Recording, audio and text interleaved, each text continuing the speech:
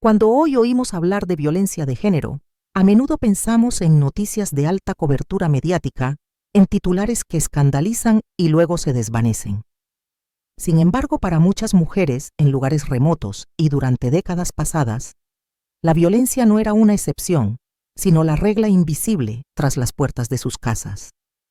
Para entender la historia de Eleanor, la viuda de Kentucky que recurrió al poder de las plantas para construir su propia justicia, conviene compararla con otra realidad no tan lejana en el tiempo ni tan distinta en el espacio, la que vivieron las mujeres bajo el régimen de Franco en España. En los años 50 y 60 del siglo XX, en los montes de Apalachia, la voz de una mujer apenas contaba como prueba. Un padre dictaba la vida de sus hijas y un marido la de sus esposas, desde qué podían estudiar hasta cómo debían criarse los hijos. No existía un concepto de malos tratos domésticos.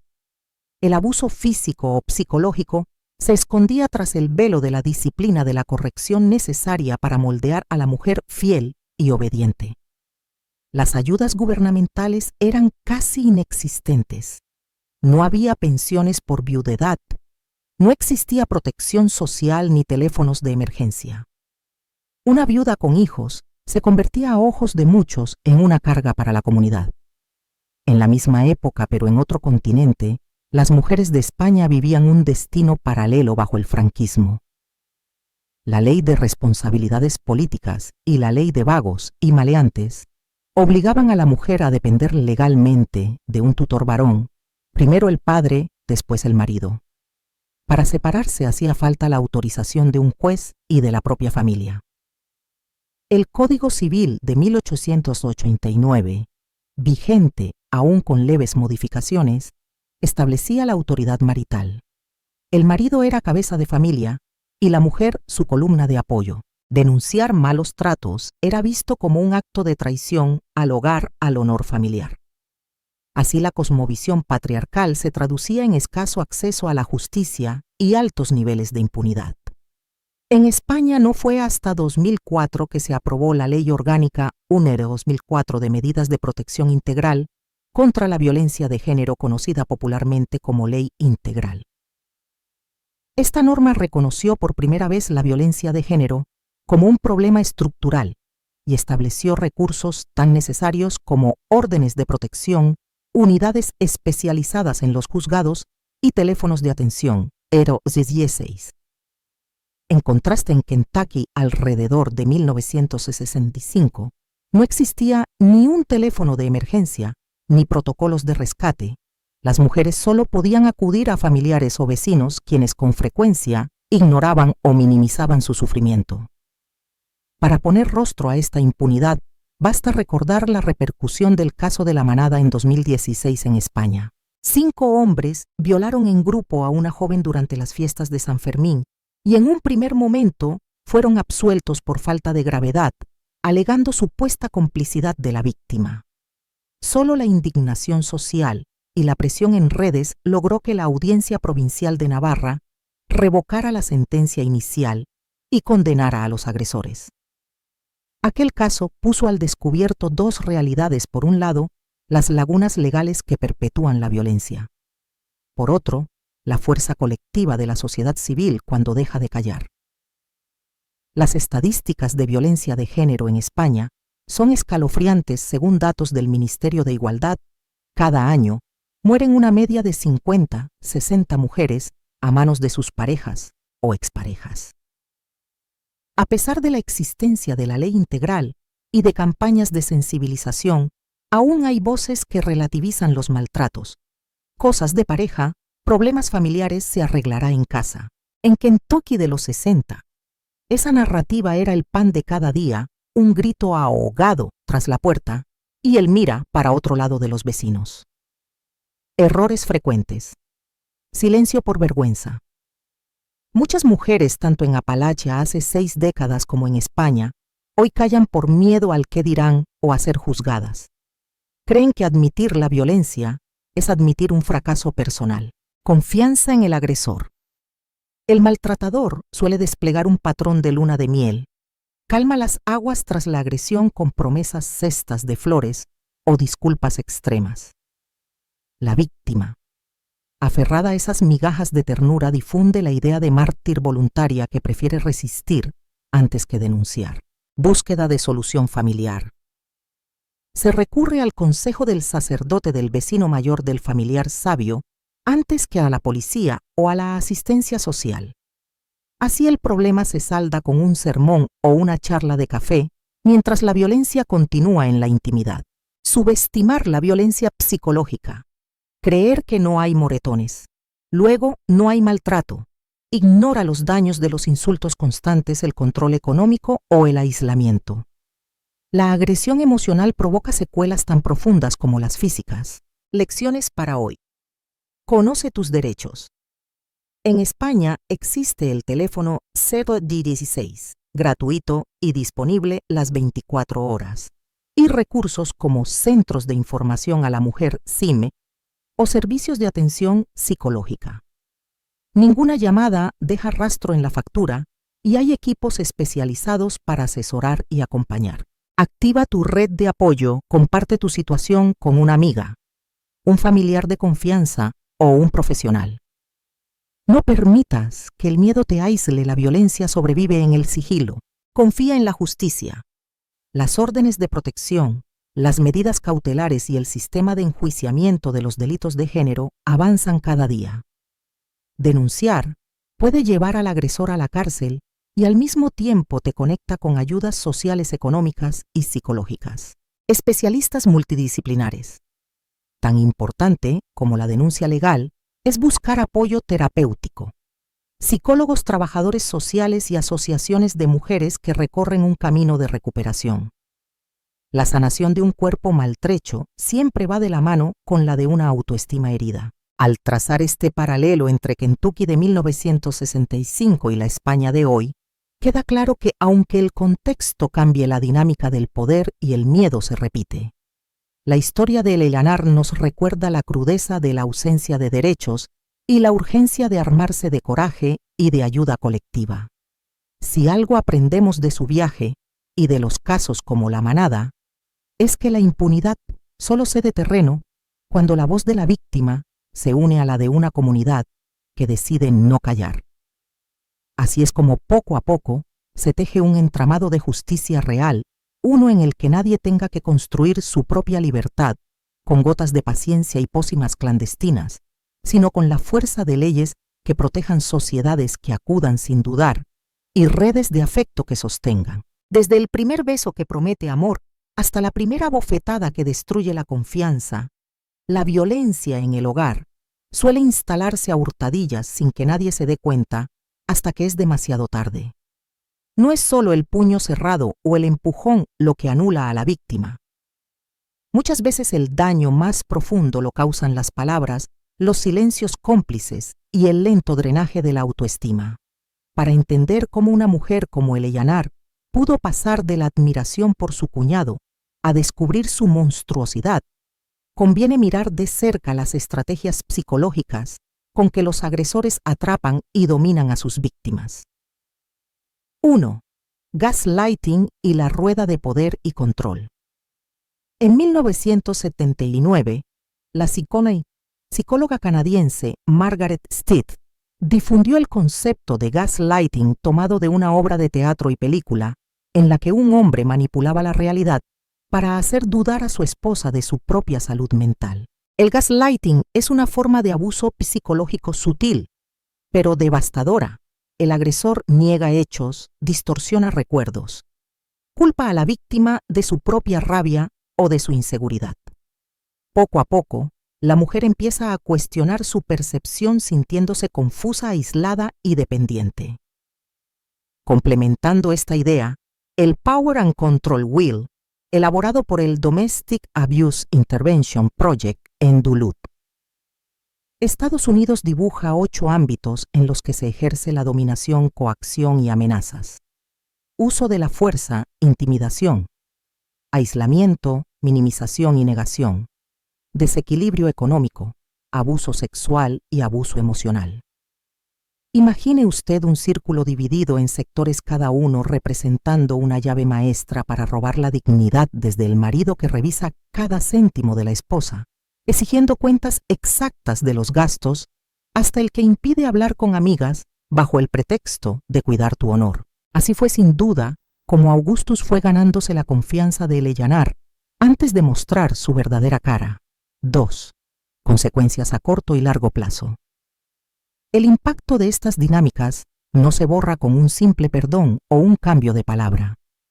Estudios realizados en hospitales de Madrid y Barcelona han encontrado que el 65% de las mujeres atendidas por violencia de pareja presentan síntomas de trastorno de estrés postraumático TEP, y más del 70% padecen ansiedad crónica o depresión. La mente se convierte en un campo minado. Cada ruido brusco, cada gesto contundente dispara el recuerdo de un insulto o un puñetazo. El TEPT provoca reviviscencias, flashbacks, insomnio, irritabilidad y un estado general de hipervigilancia. Muchas víctimas desarrollan conductas de evitación, dejan de hacer actividades sociales, abandonan el trabajo o descuidan su salud por miedo a provocar una nueva agresión. En la historia de Eleanor, esa hipervigilancia se tradujo en un agotamiento extremo, noches en vela, cuidando a Clara, horas de campo bajo el sol, la conciencia permanente de no separarse ni un instante de la hija, por temor a que Augustus actuara de nuevo. 3. Errores frecuentes al acompañar a una víctima. En el ánimo de ayudar, a veces familiares y amigos cometen fallos que sin querer prolongan el sufrimiento de la víctima. Minimizar los hechos. Seguro que exagera. Ya sabes cómo son los hombres del campo. Estas frases siembran duda en la mujer, la hacen pensar que tal vez su malestar es fruto de una mente demasiado sensible. Culpar a la víctima. ¿Por qué no te marchas si te trata tan mal? Olvidan que la ruta de escape conlleva miedo a la soledad, inseguridad económica y en muchos casos amenazas veladas. Ofrecer soluciones simplistas. Pide el divorcio y listo. El divorcio no es un trámite inmediato. Implica recursos base legal y con frecuencia la amenaza de perder la custodia de los hijos. En el caso de Eleanor, la ley de Kentucky de la década de los 60 ofrecía muy pocos derechos a las viudas y ninguna alternativa real de separación. Ignorar la necesidad de apoyo psicológico profesional, creen que con una charla familiar basta. Pero como hemos visto, el efecto del gaslighting y del control sistemático deja huellas profundas que requieren terapia especializada. 4. Lecciones y buenas prácticas. Para acompañar de forma efectiva a una mujer en situación de maltrato, conviene tener en cuenta estas claves. Escucha activa y validación emocional. No interrumpir. Repetir con palabras propias lo que la víctima expresa. Entiendo que te sientas, para demostrar que aceptamos su versión de la realidad. Información clara y accesible sobre recursos. En España, línea Series 1624H, anónima. Atención presencial en los centros de información a la mujer, CIME, asesoría legal gratuita.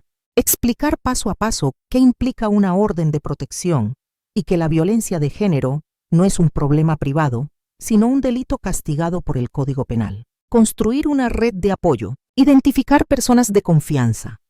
Amigas, vecinas, compañeras de trabajo que puedan ofrecer techo, acompañamiento a citas médicas o judiciales. Involucrar a profesionales, psicólogos clínicos, trabajadoras sociales, asociaciones como la Federación de Mujeres Progresistas o la Fundación ANAR. Fomentar la autonomía económica. Ayudar a buscar empleo, formaciones subvencionadas o microcréditos. Recordar que la independencia financiera reduce el riesgo de retorno al agresor. Acompañar en el proceso psicológico. El duelo por la pérdida de la seguridad y de la autoestima es tan real como el duelo por la muerte de un ser querido. La terapia de grupo, por ejemplo, los talleres organizados por médicos del mundo, demuestran que compartir experiencias con otras supervivientes acelera la recuperación. 5. Recuperar la confianza en una misma. Después de años de manipulación, muchas mujeres sienten que han perdido la capacidad de decidir. Recuperar la propia voz es tan urgente como reparar las fracturas del cuerpo. Para ello, se recomiendan técnicas basadas en la atención plena mindfulness, el reencuentro con el propio cuerpo a través de yoga terapéutico o pilates adaptado y actividades creativas, escritura, pintura, danza, que permitan expresar el dolor de forma libre. En la vida de Eleyanar, ese renacer se inició al aprender a identificar cada planta, a honrar su espíritu y a mezclar pociones con intención protectora. En nuestro entorno, cada paso hacia la recuperación cuenta el simple hecho de plantar una maceta de lavanda en el balcón o asistir a una sesión de pintura puede convertirse en un símbolo poderoso de autonomía.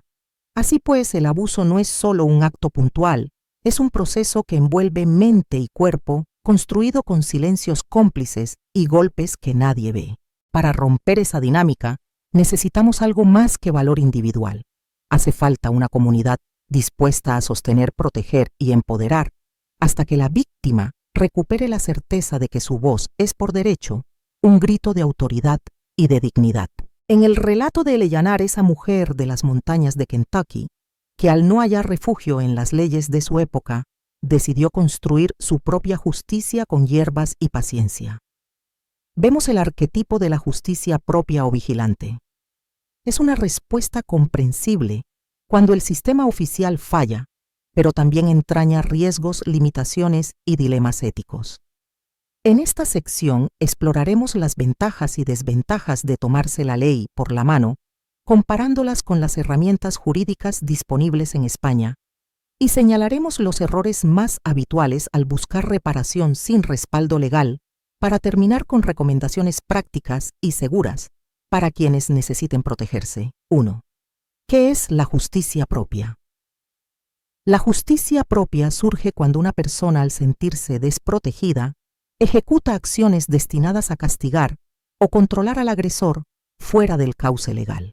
Puede manifestarse de muchas formas, desde una represalia física hasta la difusión de datos comprometedores, pasando por mecanismos más sutiles como lo que hizo Eleyanar, de provocarle una enfermedad progresiva para que sufra en carne propia. En algunos entornos rurales de otras épocas, la violencia era resuelta por la comunidad. Un vecino hombre de honor administraba correctivos, y en Occidente llevaron esta idea al cine y la literatura con personajes que limpian barrios de delincuentes. Más cerca, en ciertos barrios de nuestras ciudades, grupos de vecinos o asociaciones vecinales han adoptado actitudes autoritarias, expulsando por la fuerza a ocupas o ejerciendo vigilancia contra menores que generan problemas. Estos actos de justicia propia, aunque nacen del deseo de proteger, pueden saldarse en delitos graves: agresión, amenazas, allanamiento, calumnias o incluso homicidio. 2. Riesgos y límites de la justicia propia. Falta de garantías y errores de juicio. Sin procedimientos claros ni pruebas forenses, es fácil confundir hechos, tomar represalias contra inocentes o excederse en el castigo. Eleyanar se apoyó en síntomas y en su intuición, pero cualquier error podía haberla llevado a dañar a alguien que no lo merecía. Cargos penales y responsabilidades civiles. Si alguien agrede, amenaza o realiza actos que lesionen la salud física o mental de otra persona, se enfrenta a penas que van de multas a varios años de prisión. Artículos 147, 156 del Código Penal Español. Incluso revelar datos íntimos o falsos para desprestigiar puede constituir injurias o calumnias arts. 205, 216. CP. Aislamiento y estigmatización. Quienes actúan por su cuenta pierden apoyo comunitario o familiar, pues no hay bendición oficial. En el relato de Eleyanar, su vecindario la llamó mujer piadosa, hasta que corrían rumores de que su cuñado había enfermado misteriosamente. En España basta un simple rumor en redes sociales para que alguien sea señalado vetado de plazas de trabajo o expuesto a linchamientos digitales. Carencia de recursos terapéuticos y de reinserción. Castigar al agresor. Penalmente puede lograr un alejamiento temporal, pero no siempre repara el daño psicológico. La justicia propia, al centrarse en el castigo, suele olvidar la recuperación de la víctima y su familia atención psicológica, apoyo social y planes de reinserción. 3. La alternativa a la justicia legal en España. A diferencia de la Apalachia de los años 60 hoy, España cuenta con un entramado jurídico y administrativo diseñado para proteger a las víctimas de violencia de género doméstica o infantil. Órdenes de protección y medidas cautelares. Una de las herramientas más efectivas es la Orden de Protección Art. 544, tester de la Ley de Enjuiciamiento Criminal. Puede incluir prohibición de acercamiento de comunicación, suspensión de la custodia de menores, retirada de armas e incluso alojamiento en viviendas seguras. Estas medidas se tramitan en días con intervención de la policía y del Juzgado de Violencia sobre la Mujer. Medidas económicas y sociales. El agresor puede ser obligado a abonar pensión de alimentos, costes de defensa de la víctima o a someterse a programas de intervención para maltratadores art. 25.2. CP. Asimismo, existen ayudas autonómicas para alojamiento, asesoramiento y capacitación laboral de la víctima, asistencia jurídica gratuita y especialización de juzgados. La asistencia jurídica gratuita. Ley 1/1996 garantiza representación legal sin coste a quienes acrediten falta de recursos. Además, los juzgados de violencia sobre la mujer cuentan con funcionarios formados en perspectiva de género y protocolos psicológicos. Coordinación multidisciplinar. Se integran fuerzas de seguridad, servicios sociales, salud pública y organizaciones no gubernamentales. Por ejemplo, la red de casas de acogida ofrece protección inmediata a víctimas y menores con recursos de emergencia. 4.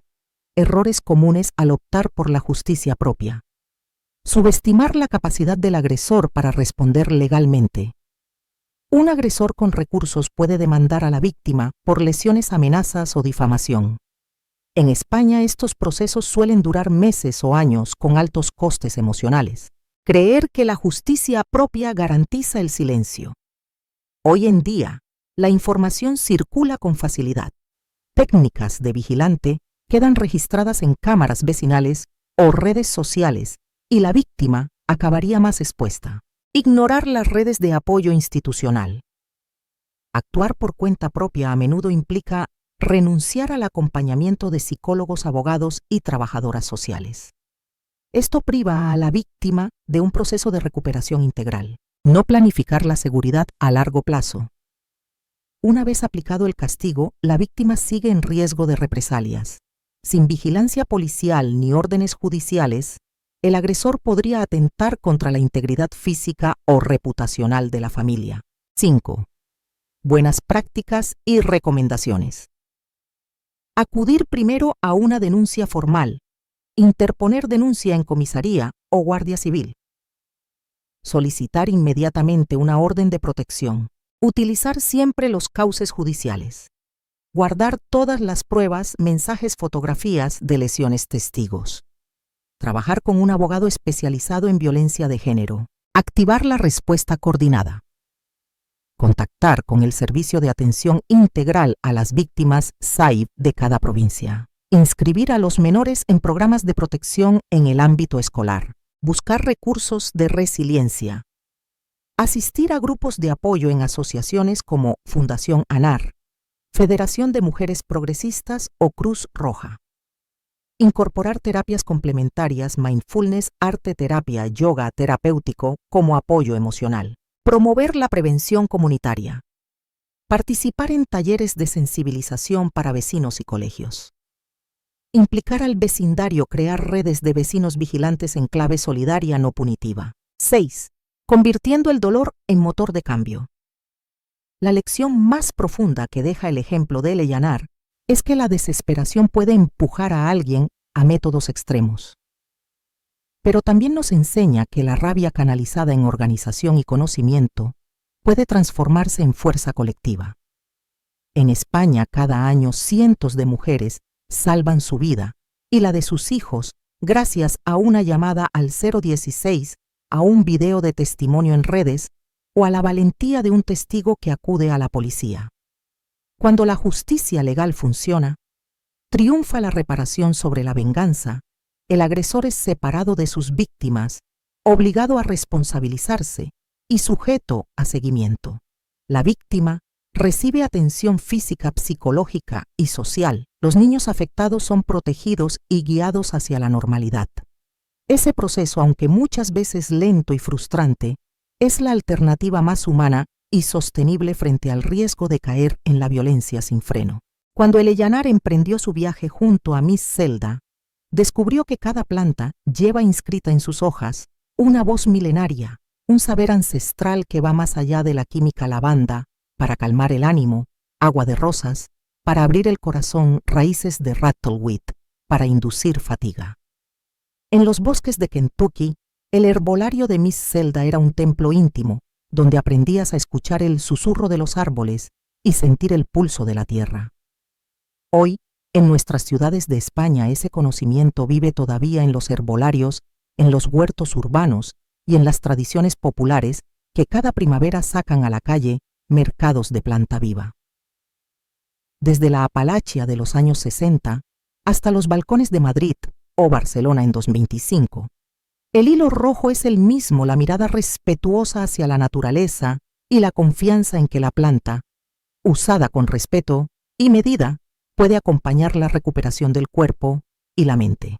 A continuación exploramos cómo trasladar ese legado al día a día de quien busca sanar las heridas del abuso sin renunciar a la seguridad y la evidencia científica. 1. Tradición ancestral versus fitoterapia moderna. En las montañas de Kentucky, Miss Zelda enseñaba a Eleyanar a recolectar durante la luna menguante, a secar hojas a la sombra, para conservar los aceites esenciales, a mezclar infusiones con la precisión de un alquimista.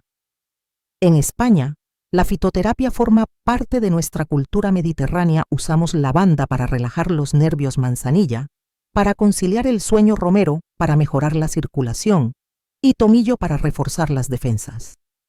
Pero mientras en Apalachia todo era instinto y prueba-error, aquí contamos con estudios que respaldan la acción de cada molécula, con guías de dosificación y con profesionales, los boticarios u herbolarios formados en farmacia o ciencias de la salud.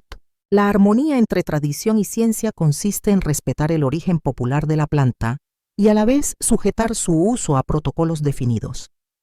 Lectura de partes activas, dosis recomendadas, posibles interacciones con medicamentos convencionales. Así, quien bebe una infusión de tilo para bajar la ansiedad no ignora que si ya toma ansiolíticos recetados, necesita el visto bueno de un farmacéutico. 2. Ejemplos prácticos para el día a día. Infusión de lavanda y melisa, ideal para un descanso reparador. Toma una cucharadita de flores secas por taza, deja reposar 5 minutos. Un estudio publicado por la Universidad Complutense de Madrid demuestra que la inhalación de vapor de lavanda reduce significativamente los niveles de cortisol, la hormona del estrés. Cataplasma de arcilla y romero aplicado en la zona cervical alivia tensiones musculares acumuladas por el nerviosismo. Se mezcla arcilla verde con agua de romero, concentrada hasta formar una pasta, se deja actuar 20 minutos. Decocción de manzanilla con valeriana para conciliar el sueño en estados de insomnio postraumático. Hervir manzanilla y valeriana durante 3 minutos, colar y beber 1 hora antes de acostarse. Un ensayo clínico de la Universidad de Barcelona concluye que esta combinación acorta el tiempo de conciliación en un 30%. Tintura de equinácea y própolis, refuerzo del sistema inmune frecuentemente debilitado por el estrés crónico. Tomar 20 gotas en un vaso de agua 3 veces al día durante 2 semanas. En Madrid, en herbolarios como el Druida Verde o Naturalia, encontrarás kits de iniciación que incluyen guías ilustradas, etiquetas para anotar fechas de recolección y calendarios lunares adaptados a zonas urbanas. En Barcelona, talleres de la Asociación Horticolor enseñan a cultivar tomillo y orégano en macetas, transformando el balcón en un remanso terapéutico. 3. Errores comunes y riesgos a evitar. Autodosis excesivas. Creer que más cantidad será más rápido puede resultar tóxico. La aconitina del acónito, por ejemplo, usado erróneamente, puede provocar mareos, palpitaciones e incluso arritmias. Ignorar interacciones farmacológicas. Combinar hierbas con antidepresivos o anticoagulantes sin supervisión aumenta el riesgo de hemorragias o de efectos sedantes excesivos. Origen desconocido. Plantas recogidas en carreteras o compradas sin certificación pueden llevar restos de insecticidas o polución. Olvidar contraindicaciones. Mujeres embarazadas. Personas con hipertensión o niños pequeños necesitan dosis adaptadas o evitar ciertas plantas, la menta poleo, la salvia. El poleo son ejemplos de hierbas de uso restringido. Automedicación prolongada. Usar fitoterapia como sustituto exclusivo de un tratamiento médico para patologías graves puede retrasar un diagnóstico o tratamiento imprescindible. 4. Buenas prácticas y recomendaciones. Consulta con un profesional antes de incorporar una nueva planta. Visita un herbolario con título oficial o un farmacéutico especializado en fitoterapia.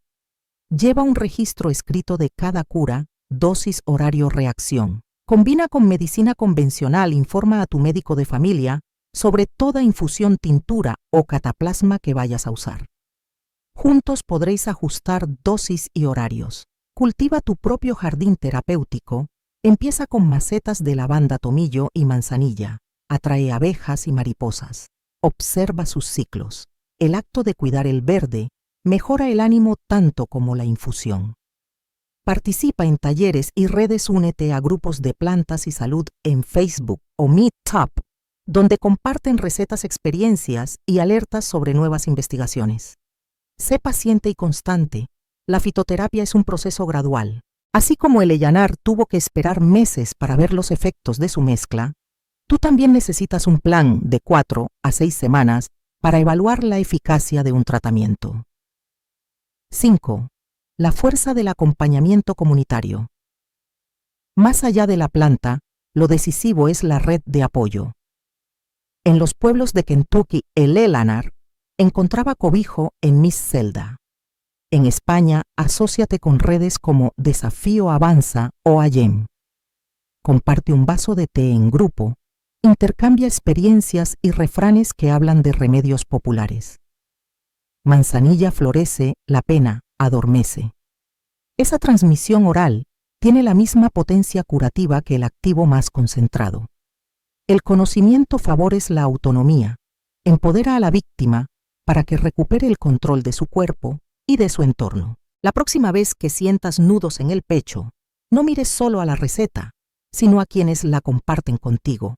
La vecina que te acompaña a buscar la planta, la amiga que te espera con una taza caliente, el terapeuta que te guía en la respiración. Juntas cultura y ciencia crean un refugio donde sanar es posible. La herida que deja la violencia no se cierra sola, necesita cuidados, tiempo y sobre todo voluntad de florecer. Resiliencia es esa capacidad de transformarse tras el dolor, de alzar el vuelo con las alas reparadas. Para muchas mujeres y niños que han sobrevivido al abuso, el reto no acaba con la huida o la denuncia, sino que comienza entonces un viaje interior hacia la recuperación y la reconstrucción de la autoestima, la confianza y el proyecto de vida. Primero, la resiliencia implica permitirse sentir, llorar la pérdida de la seguridad del abrazo protector que fue traicionero, la pérdida de la ilusión de un hogar. En un taller de terapia grupal en Sevilla, Carmen, una joven madre, comprobó que compartir el llanto en círculo apaciguaba la angustia más que cualquier pastilla.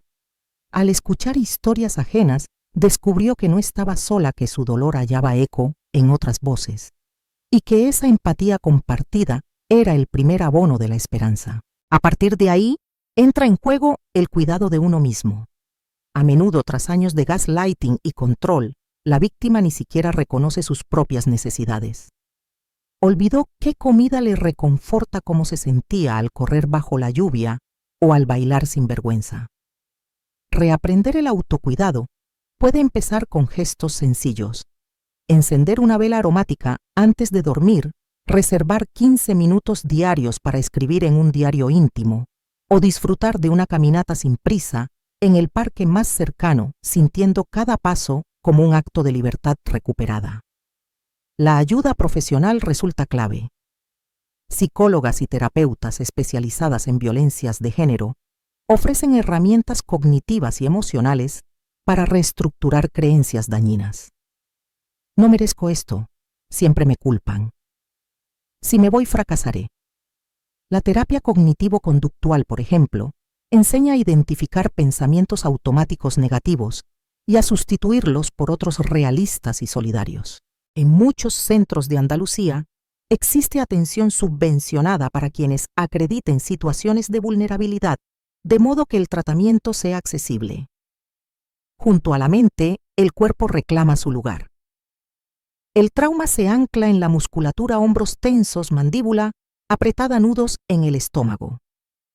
Técnicas como el yoga terapéutico, adaptado a víctimas de abuso, el método Feldenkrais o las danzas circulares en grupo ayudan a soltar el estrés acumulado. En Girona, por ejemplo, una monitora llamada Laura imparte clases semanales para sobrevivientes. Describe cada postura como un homenaje al propio cuerpo, un gracias silencioso por haber resistido pese al dolor. La creatividad abre senderos inesperados.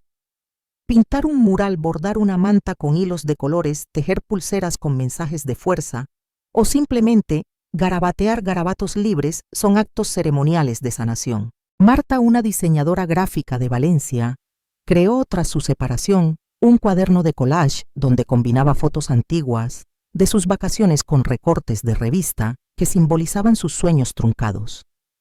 Con el paso de los meses, aquel álbum se transformó en un mapa de nuevos propósitos: volver a la universidad, montar un pequeño negocio de repostería, viajar sola. Para consolidar la autonomía, la formación profesional y el empleo constituyen otro pilar esencial.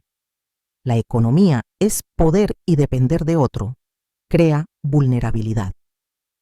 Varios programas de inserción laboral en Cataluña ofrecen cursos gratuitos de informática básica, gastronomía y cuidado de mayores.